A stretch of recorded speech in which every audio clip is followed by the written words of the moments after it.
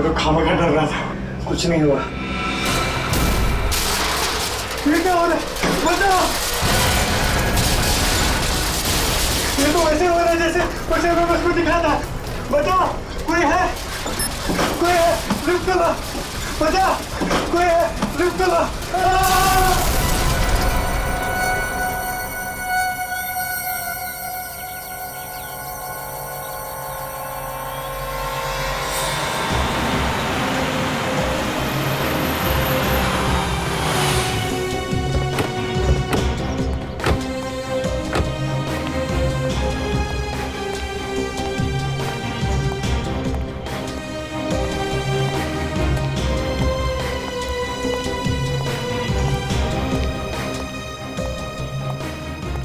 बहुत भीड़ लगी हुई है सर। चलिए चलिए प्लीज हटिए पीछे। क्या हुआ है? माय गॉड, ये हुआ कैसे? सर पता नहीं लिफ्ट नीचे गिर गई और ये आदमी बेचारा मर गया। अचानक ये लिफ्ट नीचे गिर गई? Yes sir. और ये आदमी लिफ्ट के अंदर ही था और मर गया? जी हाँ। कुछ तो गड़बड़ है विनीत, कुछ तो गड़बड़ है। एक काम करो, पूरी मशीनरी, पूरा केबल वगैरह चेक करो अच्छी तरह से लिफ्ट का। देखो किसी ने कुछ हरकत की है क्या। एक बात बताओ, किसी ने भी लाश को हाथ तो नहीं लगाया?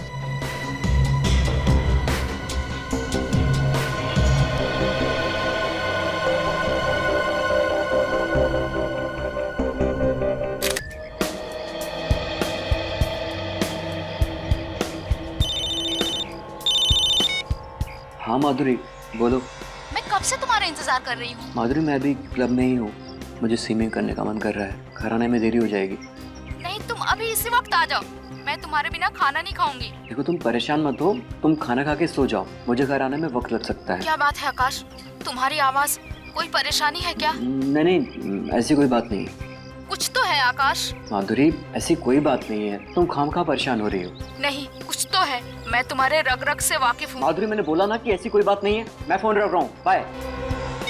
अब इसको कैसे बताऊं?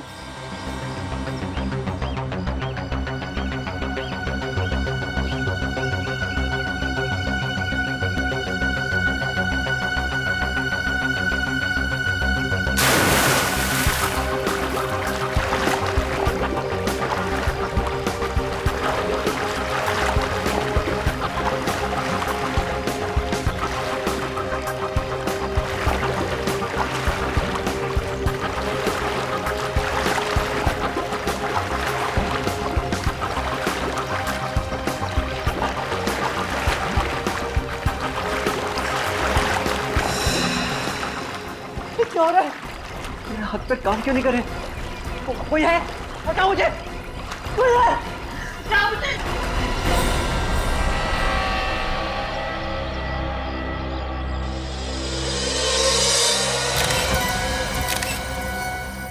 ये सब कैसे हो गया? संभालिए अपने आप को। मुझे तो पहले ही पता था सर, ये कुछ ना कुछ गड़बड़ जरूर है। अगर मैं यहाँ पहले आ गई होती तो आकाश जिंदा होता। क्या मतलब? सर आकाश के मरने से पहले मेरी उससे फोन पे बात हुई थी। उसकी आवाज से लग रहा था जैसे वो किसी चीज को लेकर बहुत परेशान है। आकाश ने आपको बताया नहीं कि ये किस बात को लेकर परेशान था? नहीं सर, मैंने इनसे पूछने की बहुत कोशिश की, लेकिन इन्होंने मुझे कुछ नहीं बताया सर। और सर सबसे अजीब बात तो ये है कि आकाश कोई मामूली स्विमर नहीं था, स्टेट लेवल का स्विमर था। क्या? स्टेट लेवल का स्विमर था ये? हाँ सर, उसने बहुत सारे मेडल्स भी जीते थे। सर इसीलिए उनके आसपास कोई गार्ड नहीं था। तो सर फिर इस आकाश की मौत हुई कैसे? मैं भी वही सोच रहा हूँ। ये आकाश स्टेट लेवल का एक्सपर्ट स्विमर था, तो पानी में डूब के कैसे मर गया? पहले ये पता करना होगा कि इसकी परेशानी की वजह क्या थी।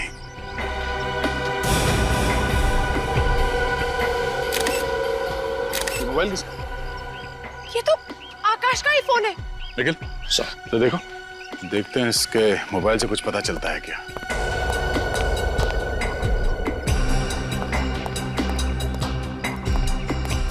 अरे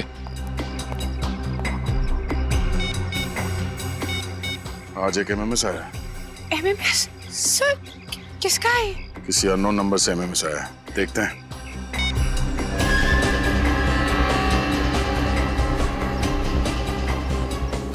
अरे सर ये जो आदमी डूब रहा है ये आकाश ही है। हाँ सर, अगर आकाश की परेशानी की वजह ये एमएमएस है तो जिस वक्त उसे ये एमएमएस मिला उस वक्त तो ये जिंदा था। फिर ये एमएमएस शूट कैसे हुआ होगा? ये चेहरा आकाश का दिख तो रहा है और मुझे लगता है ये आकाश है नहीं। आकाश नहीं है? क्या मतलब? मतलब ये है कि ये धर किसी और का है और इस पे सर आकाश का चिपकाया गया है। ऐसा हो सकता है? बिल्कुल हो सकता है फ्रेडी। आजकल टेक्नोलॉजी की मदद से क्या क्या हो सकता है तुम सोच भी नहीं सकते। एक काम करो, पता करो ये नंबर किसका है। अच्छा, ये आकाश जब स्विमिंग पूल पर आया उसके बाद कोई यहाँ पर आया था? नहीं सर, कोई नहीं आया था। ठीक है।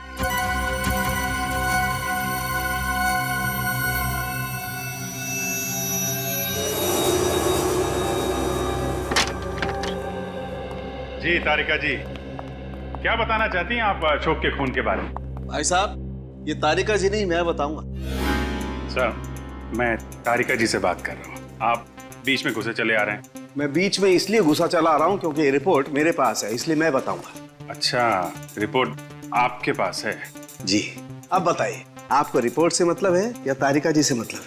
मतलब तो तारिका जी से ही है।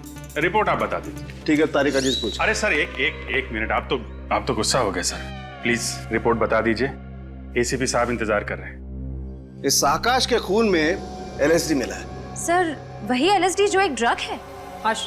लाइसर्जिक एसिड डाइथाइलामाइड एक बहुत ही खतरनाक किस्म का ड्रग है जिसे लेने से इंसान एक अलग ही काल्पनिक दुनिया में पहुंच जाता है। हैलुसिनेशंस होने लगते हैं उससे। न सिर्फ हैलुसिनेशन होता है बल्कि उसका ब्लड प्रेशर भी बढ़ जाता है, उसका दिमाग सुन्न हो जाता है, वो रोजमर्रा की डेली रूटीन की चीजें भी ढंग से नहीं कर पाता है। उसे दरअसल समझ में नहीं आता है कि उसके आसपास हो क्या रहा है। मतलब ये ड्रग लेने के बाद अगर कोई स्विमिंग करने जाए, फिर चाहे वो कितना ही अच्छा स्विमर क्यों ना हो, डूब के मर जाएगा। एग्जैक्टली अभिजीत, इसीलिए ये आदमी डूब करके मर गया। इसके खून में हमें बहुत ज्यादा मात्रा में एलएसडी मिला है।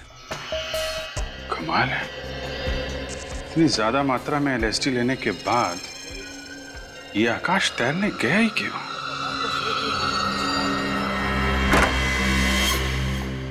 समझ में नहीं आ रहा है कि ये लोग नशे के चक्कर में फंस कैसे जाते हैं। 2 पल के नशे के चक्कर में आकाश ने अपनी जिंदगी गंवा दी और अपने परिवार वालों का भविष्य अंधेरे में धकेल दिया। सर, फिर भी अभिजीत, मुझे लगता है कि आकाश ने वो ड्रग नहीं लिया था, उसे ड्रग दिया गया था।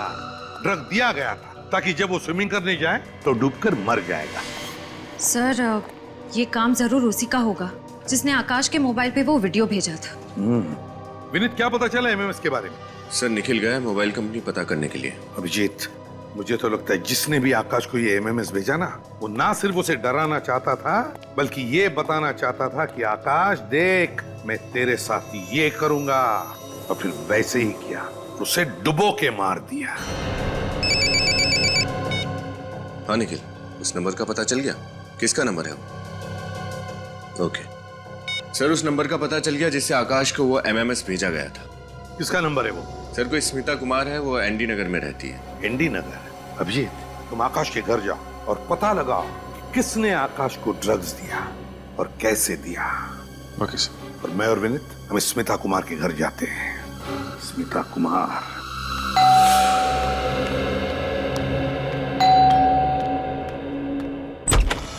साहब, आप लोग?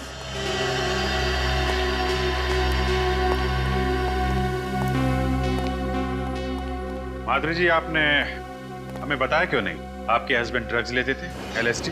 आकाश ड्रग्स लेते थे? आप तो ऐसे चौंक रही हैं जैसे आपको इसके बारे में कुछ पता ही नहीं। क्या कह रहे हैं सर? आकाश तो सिगरेट और शराब के नाम से भी नफरत करते थे और आप लोग कह रहे हैं कि आकाश ड्रग्स लेते थे? सचिन, पंकज, चेक करो घर। देखिए सब, देखिए, हम सिर्फ वही कह रहे हैं जो हमें फोरेंसिक रिपोर्ट ने बताया है। एलएसडी वजह है आपके पति के पानी में डूब के मरने की, वरना इतने एक्सपर्ट स्विमर थे आपके हस्बैंड, बिना किसी वजह के स्विमिंग पूल में तो डूब नहीं सकते।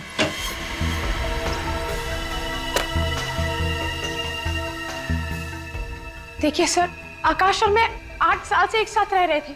अगर आकाश को ड्रग्स लेने की आदत होती तो कभी ना कभी तो मुझे इस बारे में जरूर पता चलता। और मान लीजिए सर कि आकाश ड्रग्स लेता भी था तो वो ड्रग्स लेकर स्विमिंग करने क्यों जाता?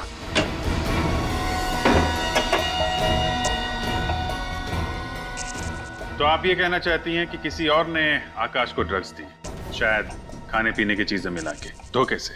ऐसा हो सकता है सर, पर ऐसा कौन करेगा? जहाँ तक मुझे पता है सर, आकाश की किसी से भी कोई दुश्मनी नहीं थी। दुश्मनी तो थी माधुरी जी, वरना कोई धमकी भरा एमएमएस क्यों भेजता आकाश को?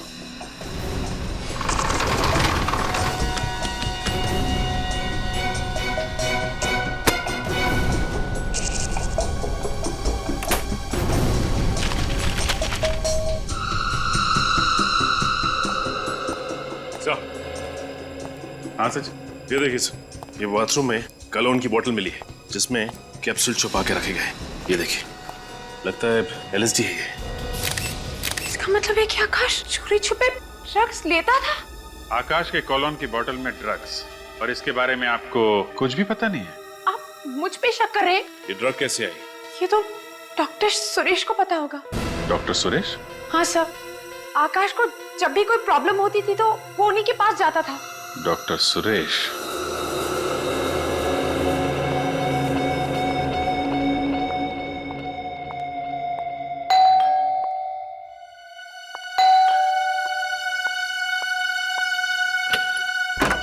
जी कहिए। अरे देखिए, अगर आप इंश्योरेंस से आए तो मैं आपको बता दूं कि मैंने इंश्योरेंस करवा लिया है। आपने तो अपनी जान का इंश्योरेंस बनवा लिया। उन लोगों का क्या जिनकी जानें ली थी, उनके इंश्योरेंस का क्या? ये क्या बकवास कर रहे हैं आप? बकवास नहीं कर रहे हैं, पूछताछ कर रहे हैं। हम लोग CID से। CID? जी हाँ, CID। एक बात बताइए, क्या तुमने किसी आकाश नाम के आदमी को अपने मोबाइल से MMS भेजा था? MMS? जी हाँ, MMS, जिसमें आकाश पानी में डूबता हुआ दिखता है, वो MMS भेजा था? मैंने किसी आकाश नाम के आदमी को कोई MMS नहीं भेजा। तो फिर 1029029005 ये मोबाइल नंबर आपका ही है ना? जी हाँ सर, ये मेरा ही नंबर है। लेकिन मैं आपको एक बात बता दूं कि मेरा फोन तो कल ही चोरी हो गया था। फोन चोरी हो गया था इनका? बहाना अच्छा है। सर ये कोई बहाना नहीं है। अच्छा आप 1 मिनट रुकिए।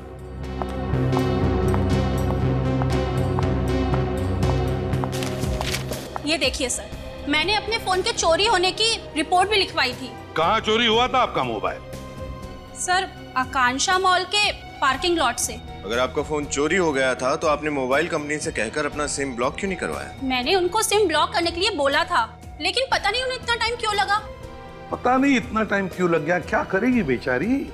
खैर जरा बताइए, आपका ये मोबाइल चोरी हुआ कैसे, जरा हम भी तो सुने।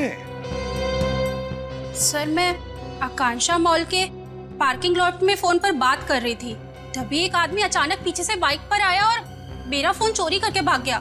अचानक मोटरसाइकिल पर आया और उसने आपका फोन छीन लिया और भाग गया। तो फिर आपको कुछ ना कुछ तो याद होगा ही, उस आदमी का चेहरा या फिर मोटरसाइकिल का नंबर या फिर किस तरह की मोटरसाइकिल थी या फिर कोई खास बात, कुछ तो याद होगा। सर हाँ? मुझे सिर्फ इतना याद है कि वो एक लाल रंग की स्नोडेन बाइक पर था और उसकी बाइक की टंकी पर एक जलती हुई खोपड़ी का स्टिकर लगा हुआ था। आकांक्षा मॉल का पार्किंग लॉट, लाल रंग की स्नोडिल बाइक और उसकी टंकी पर जलते हुए खोपड़ी का स्टिकर। डॉक्टर सुरेश? जी हाँ, कहिए। हम लोग CID से हैं।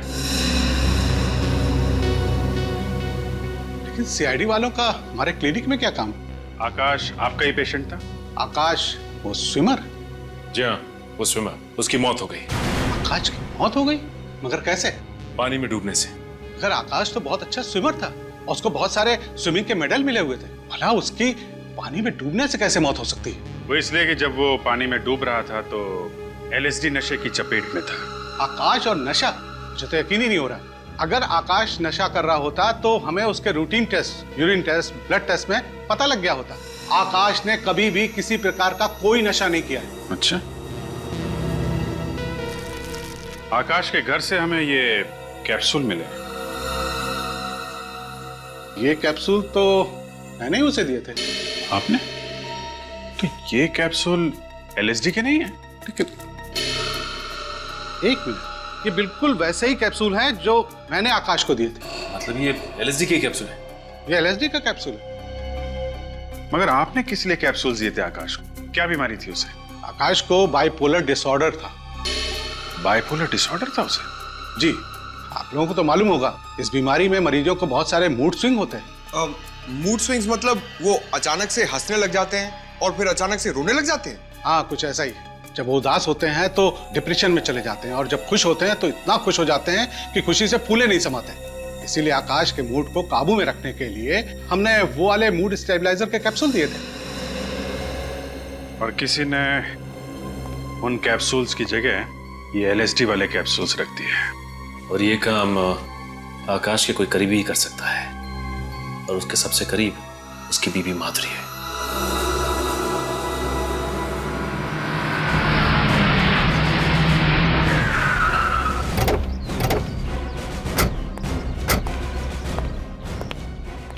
हमें एक बाइक के बारे में पूछताछ करनी है।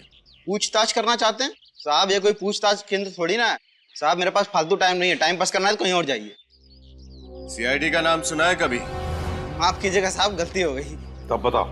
कल दोपहर को 1 बजे एक आदमी आया था बाइक पर। उसने एक औरत का मोबाइल चुराया और फिर भाग गया। वो कुछ याद आता है? लाल कलर की स्नोडेल बाइक थी और उसकी टंकी पर एक स्टिकर लगा हुआ था जली हुई खोपड़ी का। हाँ साहब, याद आया साहब। मैंने मेम साहब के साथ उस बाइक वाले का पीछा करने की कोशिश की थी, लेकिन साहब वो भाग निकला। उस आदमी का चेहरा देखा तुमने? कुछ याद है उसके बारे में? साहब उसने हेलमेट पहन रखी थी, इसलिए मैं चेहरा नहीं देख पाया। उसे गाड़ी का नंबर तो नोट करके रखा होगा? हाँ साहब, नंबर है। बताओ जल्दी। कल दोपहर को 1 बजे। साहब ये रहा, ये ATZ BT 0197। ATZ BT 0197। RTO को फोन करो, उनसे कहो कि यहाँ पर भी एक बाइक दिखे या मिले तो तुरंत हमें इन्फॉर्म करने के लिए। सर आप पहले भी तो घर की तलाशी ले चुके हैं, दोबारा क्यों लेनी है तलाशी? माधुरी जी, आपको मालूम था कि आकाश को बाइपोलर डिसऑर्डर की बीमारी थी? आकाश को बाइपोलर डिसऑर्डर था? जी हाँ, डॉक्टर सुरेश ने हमें सब कुछ बता दिया है। मगर सर, अगर आकाश को बाइपोलर डिसऑर्डर था तो उसने मुझे बताया क्यों नहीं, छुपाया क्यों मुझसे? पीछे ही चिपका रहेगा क्या? जरा वहां जा। ताज्जुब तो हमें भी हो रहा है कि आपको ये बात पता कैसे नहीं है। कोई पति अपनी पत्नी को इतनी बड़ी बीमारी की बात क्यों नहीं बताएगा? ऐसा कैसे हो सकता है कि आपको इस बीमारी के बारे में कुछ भी नहीं मालूम? सब मेरी तो कुछ भी समझ में नहीं आ रहा है। सब आप लोगों को अभी भी ऐसा लग रहा है कि ये सब कुछ मैंने किया है? साहब एक काम कर, बाहर जा, मिले चाय बना के ला और साथ में बिस्किट लेके आ। भूख लग रही है मेरे को। देखिए माधुरी जी, आकाश अपनी कॉलोन की बोतल में बाइपोलर डिसऑर्डर की दवाई रखता था। वो दवाई किसी ने बदल के उसमें LSD के कैप्सूल रख दिए, जिससे उसकी मौत हो गई। और दवाई बदलने का काम कोई पास वाला आदमी कर सकता है। क्या कह रहे हैं सर? मैं ठीक कह रहा हूँ। आजा, घुस जा इसमें, घुस जा इसके अंदर, पीछे हट।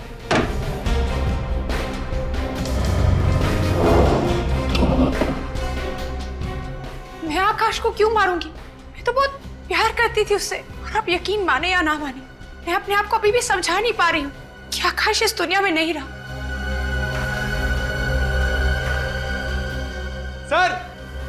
सर जरा जल्दी यहाँ पे आइए।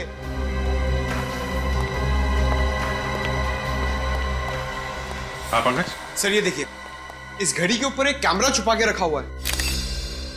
ओह, तो ये कैमरा सीधे बाथरूम पे नजर रख रहा है। हाँ सर, और ये आकाश जब बाथरूम का दरवाजा खोलकर अपनी दवा खाने जाता था तो ये कैमरा वहां से सब कुछ रिकॉर्ड करता होगा।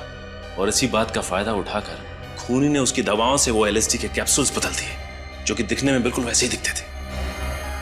माधुरी जी, अब आप कहेंगे कि आपको इस कैमरे के बारे में भी कुछ नहीं मालूम? प्लीज मेरी बात का यकीन कीजिए, मुझे नहीं पता सर कि ये कैमरा यहाँ पर कैसे आया। तुम्हें मालूम है?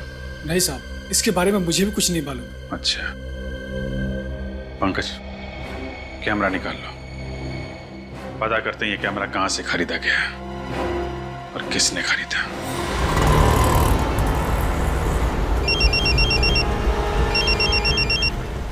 हेलो निशान, बाइक मिल गई?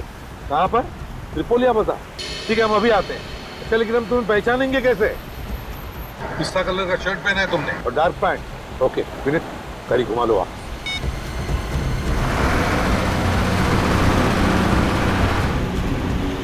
त्रिपोलिया बाजार यहीं कहीं आसपास ही होना चाहिए। सर, यही है त्रिपोलिया बाजार। नजर रखना जरा, पिस्ता कलर का शर्ट पहना हुआ है उस निशान पर। कहीं वो तो नहीं? वो देखो, आगे जाके यूटर्न मार लो।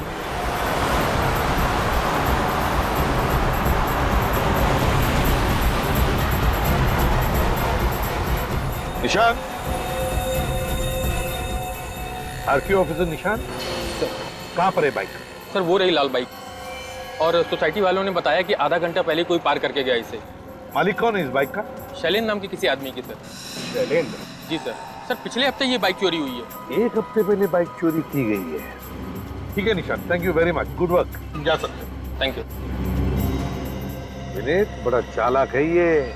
उसने बाइक चुराई, फिर मोबाइल चुराया, दोनों अलग अलग लोगों का, ताकि उस तक कोई पहुंच न सके। Yes sir. आधे घंटे पहले यहाँ आया है वो, गया कहाँ होगा? ज्यादा दूर नहीं गया होगा। तेरा मैप निकाल, देखे तो सही है त्रिपोलिया बाजार है क्या? हम इस वक्त यहाँ हैं। एक तरफ तो पूरा रेसिडेंशियल एरिया है और इस तरफ सारे ऑफिसेज हैं। सर ये अंदाजा लगाना बहुत ही मुश्किल होगा कि आदमी किधर गया है। हम कहीं जाने वाले नहीं है उसे ढूंढने के लिए। हम यहीं पर रुके रहेंगे, यहीं पर इंतजार करेंगे उसका। जरूर आएगा वो अपनी बाइक लेने के लिए, आएगा जरूर। एक्सक्यूज मी, आप जरा ये कैमरा देखिए, ये आपने बेचा है? हाँ सर, ये कैमरा हमने बेचा है। हम लोग सीआईडी से हैं, ध्यान से सोच के बताओ किसे बेचा है। एक मिनट सर। हाँ सर, ये कैमरा हमने हेमंत नाम के आदमी को 1 हफ्ता पहले बेचा था। ये हेमंत का नंबर और पता तो होगा तुम्हारे पास? नहीं सर, वो तो नहीं है। आप सिक्योरिटी सिस्टम बेचते हैं और आपके पास उस इंसान का कोई रिकॉर्ड नहीं है? वो सर वो। अच्छा ये बताओ, उसने पैसे कैसे दिए थे? क्रेडिट कार्ड से या फिर कैश? सर पेमेंट तो उन्होंने कैश से ही दिया था। कैश? दिखने में कैसा था? सर हाँ सर, थोड़ा थोड़ा याद है। अरे यार, आप सिक्योरिटी सिस्टम्स बेचते हैं और आप ही के पास सिक्योरिटी कैमरा नहीं लगा हुआ है। आपका सुझाव तो अच्छा है, मैं बहुत जल्दी लगवा लूंगा। सुझाव का क्या करोगे? हेमंत को जो करना था वो करके चला गया। पंकज, हो गया? एक बात बताओ, वो आदमी कैसे आया था यहाँ पे? किसी के साथ आया था, अकेले आया था, क्या बात कर रहा था यहाँ पे? किसी से फोन पे बात कर रहा था? कुछ भी याद है उसके बारे में? हाँ सर, वो फोन पे बात कर रहा था। क्या बात करता, सुना तुमने? क्या कह रहा था, क्या कह रहा था? दिमाग पे जोर डालो, याद करो, क्या कह रहा था वो? हाँ सर, याद आया। वो फोन पे कह रहा था कि मैं वेयर हाउस बहुत जल्दी पहुंच जाऊंगा। कौन सा वेयर हाउस? ये तो नहीं बोला उसने फोन पर सर। एक बात तो पक्की है, उस एमएमएस वाले खूनी ने किसी वेयर हाउस को अपना अड्डा बना रखा है। तुम्हें उसके बारे में जो भी याद है, जितना भी याद है, उसका स्केच बनवाओ, ब्यूरो चलो। सर अगर ये बाइक लेने वापस ही नहीं आया तो? चोरी की बाइक है, हो सकता है छोड़ के भाग गया हो। आएगा वो विनीत, जरूर आएगा बाइक लेने के लिए। हाँ अभिजीत, मतलब पता चल गया कैमरा कहाँ से खरीदा था? कैमरा खरीदते वक्त किसी वेयर हाउस का जिक्र भी किया था। कैसा वेयर हाउस अभिजीत, कौन सा वेयर हाउस, पता चला? बिल्कुल, हम पता लगा लेंगे वेयर हाउस का। गुड वर्क विनीत, जरा मैप देखो, त्रिपोलिया बाजार का देखो, आसपास कोई वेयर हाउस है क्या? ये देखिए सर, इस बाजार के इस तरफ 4 वेयर हाउस है सर। तो हो सकता है ये खूनी इन चारों में से किसी एक वेयर हाउस में छुप कर बैठा होगा। वेयर हाउस चलते हैं। सर लेकिन अगर हमारे जाने के बाद ये बाइक लेने वापस आया तो? ये बाइक वाला भाग कर जाएगा कहाँ? चलो पहले वेयर हाउस चलते हैं, खूनी को देखते हैं।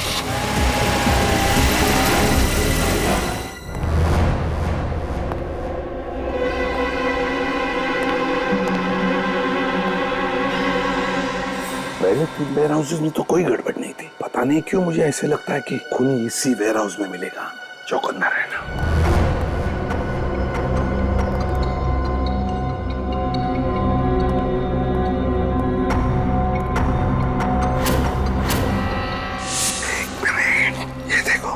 पैरों के निशान। सर ये निशान देखकर तो लग रहा है निशान ताजे हैं। हाँ। कोई अभी जल्दी में यहाँ से आ गया है। लगता है खूनी अभी भी यहीं पर है।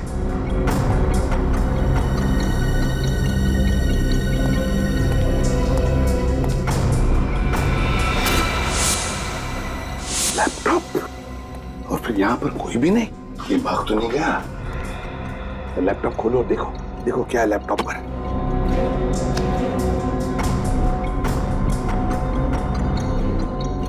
देखा, इस तरह से ऐसे नजर रख रहा था वो आकाश पर। ये कैमरा कहाँ पे लगा है? ये कैमरा तो लिफ्ट में लगा हुआ है। लेकिन आकाश की बिल्डिंग में तो लिफ्ट थी नहीं। तो फिर ये जगह कौन सी है? किस बिल्डिंग की लिफ्ट है ये? सर हो सकता है आकाश शायद इस बिल्डिंग में आता जाता था। या तो ऐसा भी हो सकता है कि आकाश के अलावा वो किसी और पर भी नजर रख रहा था और शायद उसका खून करना चाहता है, और वो जो भी है इस बिल्डिंग में रहता है। कौन सी जगह हो सकती है?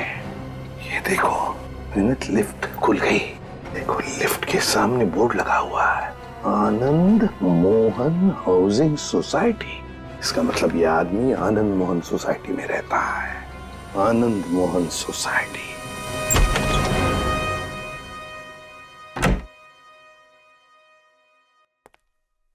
हाय। हाय। एमएमएस? ये किसने भेजा? अननोन नंबर लग रहा है, देखते हैं। ये क्या है? ये लिफ्ट के अंदर कौन जा रहा है? कहिए, मैं तो नहीं। लिफ्ट तो नीचे जा रही है। ये तो यही लिफ्ट लग रही है। नहीं, मैं कैसे हो सकता हूँ?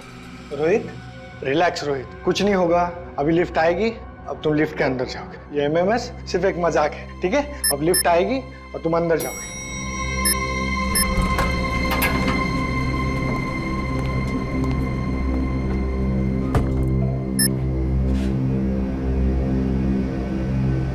मैं तो खामखा डर रहा था, कुछ नहीं हुआ। ये क्या हो रहा है? बचाओ! ये तो वैसे हो रहा है जैसे कुछ एमएमएस को दिखा था। बचाओ! कोई है? कोई है? लिफ्ट चला! बचाओ! कोई है? लिफ्ट चला!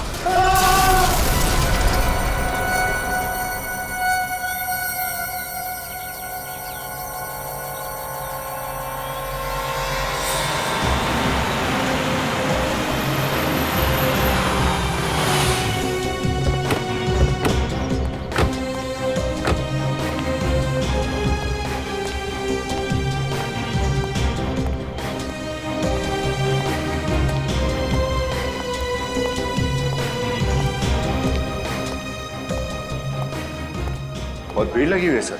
चलिए चलिए प्लीज हटिए पीछे। क्या हुआ है? माय गॉड,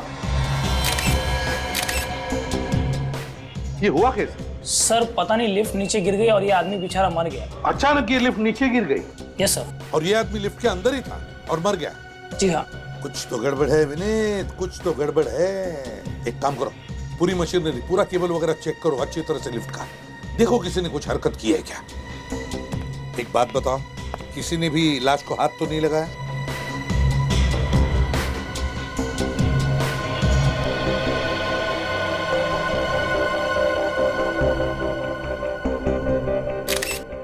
तो Rohit Kumar.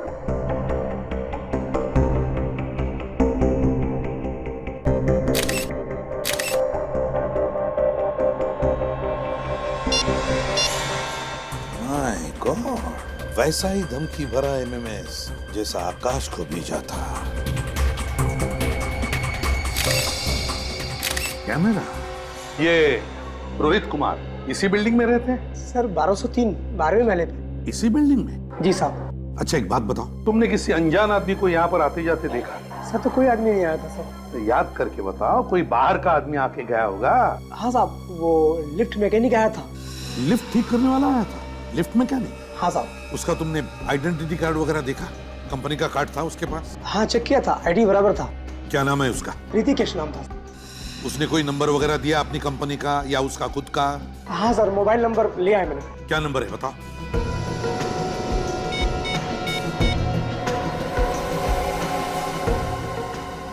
Damn it, phone उठा नहीं रहा है, जरूर गलत नंबर दिया होगा।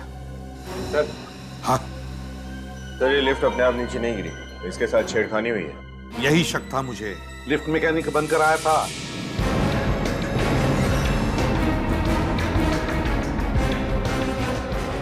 मैंने उसे बिल्डिंग से जाते हुए देखा था, एक लंबा सा आदमी, उसके हाथ में टूल किट था। उसी ने सारा किया, ये सब उसी ने किया है, ये देखो। और उसी ने वो धमकी भरा एमएमएस भी भेजा है रोहित को, जैसे उसने आकाश को भेजा था। और फिर जो टेलीफोन नंबर दिया, जो सेल फोन नंबर, वो भी जानबूझकर गलत नंबर दिया है। एक बात बताओ, तुमने इस लिफ्ट मैकेनिक को अच्छी तरह से देखा था ना? जी साहब। उसका चेहरा तुम्हें अच्छी तरह से याद है? अच्छी तरह से? हाँ साहब। तो क्या तुम उसका चेहरा बनाने में, उसका स्केच बनाने में हमारी मदद करोगे? हाँ साहब। गुड।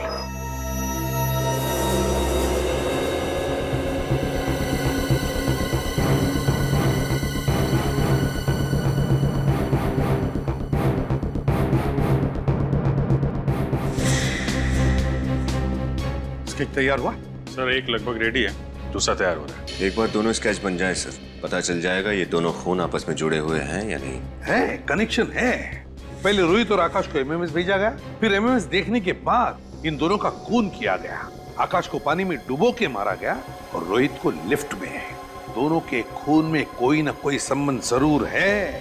रोहित और आकाश के बारे में पता लगाना चाहिए।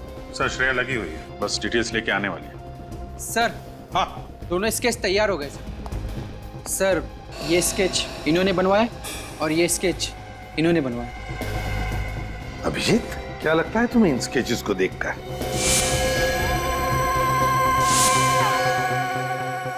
सर गौर करने वाली बात तो है सर। जरा इसका ये चश्मा और दाढ़ी मूछ निकालो। जी सर।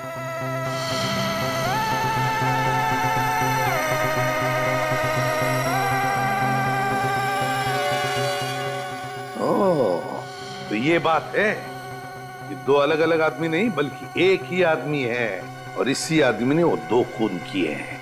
विनीत, हमारे क्रिमिनल रिकॉर्ड्स में देखो कुछ पता चलता है क्या इस आदमी के बारे में। आप लोग भी जा सकते हैं। Thank you very much.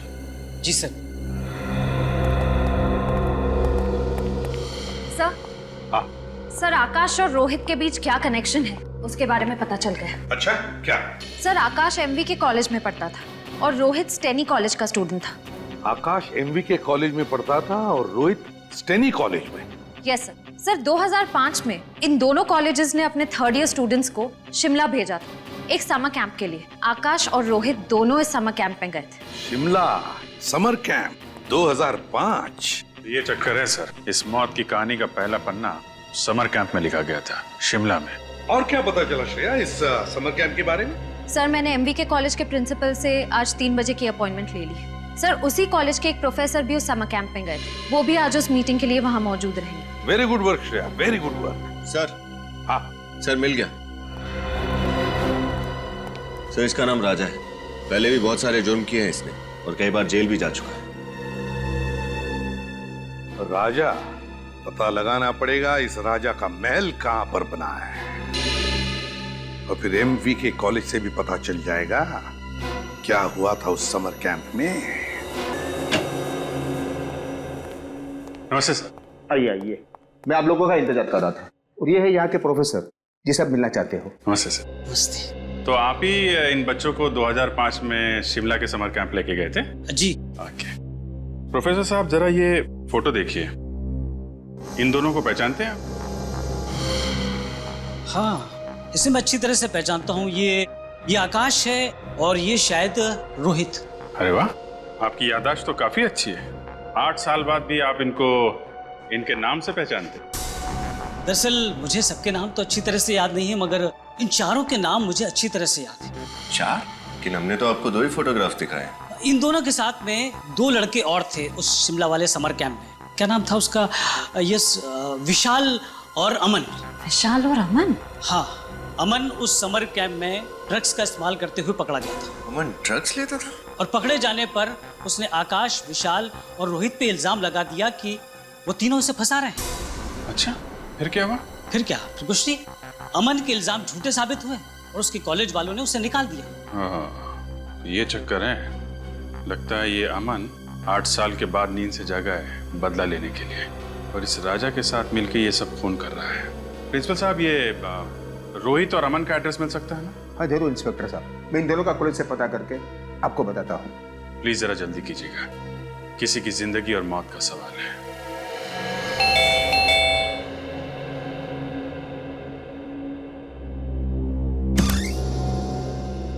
जी कहिए, किससे मिलना है आपको? अमन है घर पे?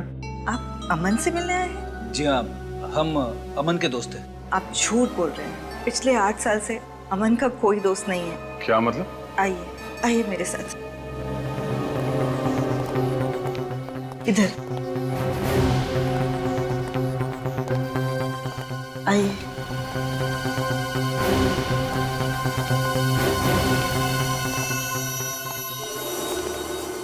ये है अमन। ये क्या हुआ इसे? पहले आप बताइए, आप लोग कौन हैं और यहाँ क्यों आए हैं? माँ जी, हम लोग सीआईडी से हैं। एक केस की तहकीकात हमें यहाँ तक खींच लाई। CID case? क्या कह रहे हैं आप लोग? मेरी तो कुछ समझ में नहीं आ रहा, और इन सब चीजों का अमन से क्या लेना देना? 8 साल पहले अमन जिस समर कैंप में शिमला गया था, उसी समर कैंप में आकाश और रोहित नाम के 2 स्टूडेंट्स थे। उन दोनों का खून हो गया और आपको लगता है कि ये सारे खून अमन कर रहा है? ये तो कुछ बोल भी नहीं सकता, चलकर एक कमरे से दूसरे कमरे में नहीं जा सकता। मेरे कान तरस गए हैं इसके मुंह से माँ शब्द सुनने के लिए, और आपको लगता है मेरा बेटा खूनी है? माँ जी, हम आपकी तकलीफ समझते हैं, मगर क्या आप ये बता सकती है कि इसकी ये हालत हुई कैसे? जिस समर कैंप की आप बात कर रहे हैं, वही समर कैंप मेरे बेटे के लिए अभिशाप बन गया। ड्रग्स का झूठा इल्जाम लगाकर इसे कॉलेज से निकाल दिया गया, फिर किसी दूसरी कॉलेज ने दोबारा इसे लिया नहीं। मेरे बेटे का उज्जवल भविष्य अंधकार में खो गया, तब से इसकी ये हालत है। क्या अमन ने कभी आपको बताया कि ये ड्रग्स का झूठा इल्जाम इस पे किसने लगाया था? नहीं, एक चुप्पी साध ली थी इसने, कभी न खत्म होने वाली खामोशी। तो क्या अमन की हालत पिछले 8 साल से ऐसे ही है? बीच में थोड़ा सुधार आया था इसकी हालत में, मगर पिछले साल इसके पिताजी गुजर गए, तब से फिर यही हालत हो गई है इसकी। आप फिक्र मत कीजिए माँ जी, मैं अमन के लिए प्रार्थना करूंगा। अमन जल्दी ठीक हो जाएगा। आप लोग बैठिए, मैं चाय लेके आ रही। नहीं, आप तकलीफ मत कीजिए प्लीज, हम लोग चलते हैं। माँ जी, कभी भी किसी भी तरह की कोई मदद चाहिए तो हमें याद करिएगा प्लीज। Thank you. चलो।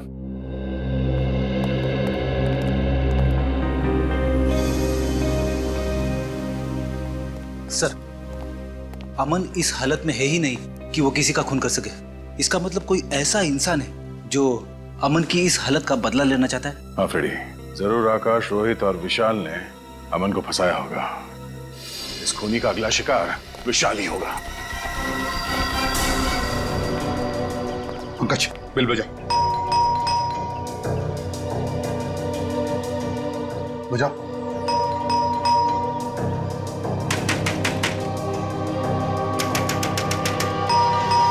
विशाल! सर, ये दरवाजा खोल क्यों नहीं रहा है? कहीं कुछ हो तो नहीं गया? गैस की बदबू आ रही है। मास्क पहन लो, मास्क पहन लो। विनीत। Yes sir. मस्जिद से दरवाजा खोलो। पंकज, पंकज देखो गैस कहां से आ रही, बंद करो।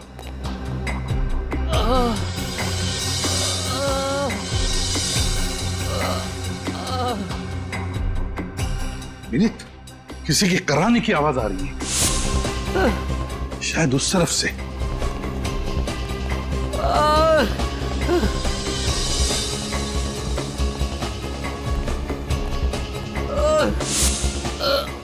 My God.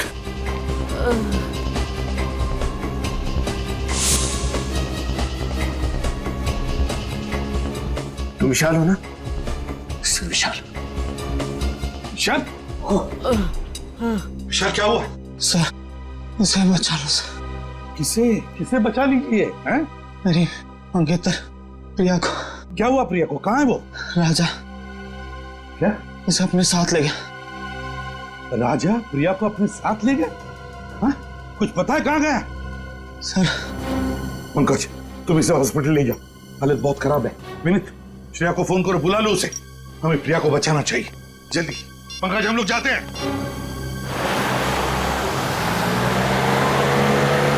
वो देखो, वहां कोई है।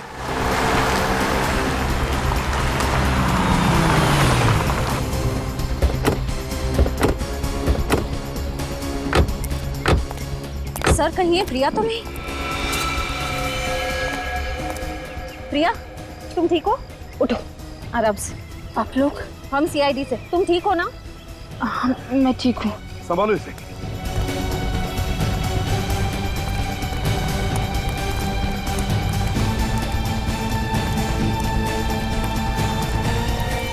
देखो देखो, जिंदा है क्या?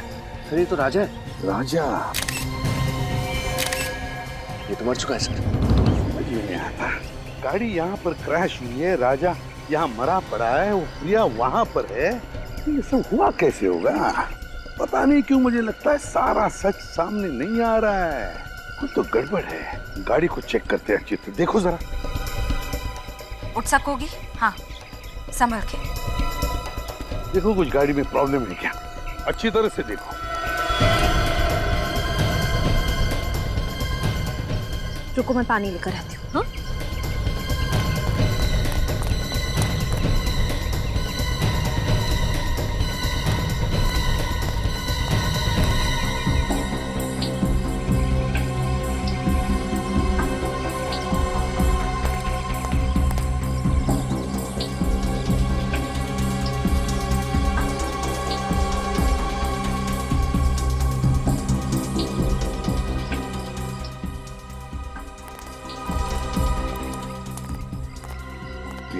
अब कैसी हो? मैं बिल्कुल ठीक हूँ सर। आप लोगों ने मेरी जान बचाई, इसका एहसान मैं जिंदगी भर नहीं भूल पाऊंगी। अरे नहीं, लेकिन ये सब हुआ कैसे? हाँ, मैं और विशाल घर पर टीवी देख रहे थे, तभी अचानक घंटी बजी। मैंने दरवाजा खोला तो ये जबरदस्ती घर के अंदर घुस आया। विशाल को मारने लगा, कहने लगा कि कोई पुराना कर्म है जिसकी सजा इसे चुकानी ही होगी। फिर क्या हुआ? फिर विशाल को अधमरा करके किचन की ओर चला गया गैस ऑन करने के लिए। फिर मुझे जबरदस्ती अपने साथ ले जाने लगा। कह रहा था कि मेरे साथ क्या करना है इसका फैसला उसका बॉस ही करेगा। बॉस? मतलब राजा का कोई बॉस भी है? हाँ सर, मैं बहुत रोई, बहुत चिल्लाई, अपने आप को बचाने की मैंने बहुत कोशिश की, लेकिन ये जबरदस्ती मुझे अपने साथ ले आया। मगर एक बात समझ में नहीं आई प्रिया कि ये एक्सीडेंट कैसे हुआ? मैंने भी हार नहीं मानी सर। ये ड्राइविंग सीट पर बैठा था, मैंने स्टीयरिंग व्हील इस बड़े से पत्थर की तरफ घुमा दिया। मैं गाड़ी से कूद गई, गाड़ी इस पत्थर से जा टकराई और शायद तभी इसकी मौत भी हो गई। मतलब राजा ड्राइविंग कर रहा था, फिर प्रिया ने पूरी स्टीयरिंग व्हील ऐसे घुमा दी और गाड़ी को क्रैश कर दिया। सर राजा तो मर गया, अब उसके बॉस तक कैसे पहुंचेंगे हम? बॉस तो मिल गया विनीत, बॉस तो सामने ही है। बॉस सामने है? मतलब बॉस सामने है, सामने। विनीत सर, ये दोनों सीट देखो। ये सीट तो बहुत आगे है। हाँ, ड्राइवर की सीट बहुत ही आगे है। इसका मतलब समझ गए? विनीत, ये राजा कम से कम 6.25 फीट का आदमी है। क्या वो ड्राइविंग सीट इतनी आगे लेकर वो ड्राइविंग सीट पे बैठ सकता है, ड्राइविंग कर सकता है? ये बात तो है सर। समझ गए? समझ गया सर। आप लोग मुझ पर इल्जाम लगा रहे हैं, मैं भला विशाल पर हमला क्यों करवाऊंगी? बताता हूँ। राजा से आकाश और रोहित का खून करवाया, मगर विशाल बच गया। और अब तुमने राजा को ही मार डाला ताकि तुम तक कोई भी पहुंच ना सके, समझे? रुक! कहाँ भाग रही हो? सबको एमएमएस भेजने का बड़ा शौक है ना तुम्हें? ये रहा तुम्हारा इनाम।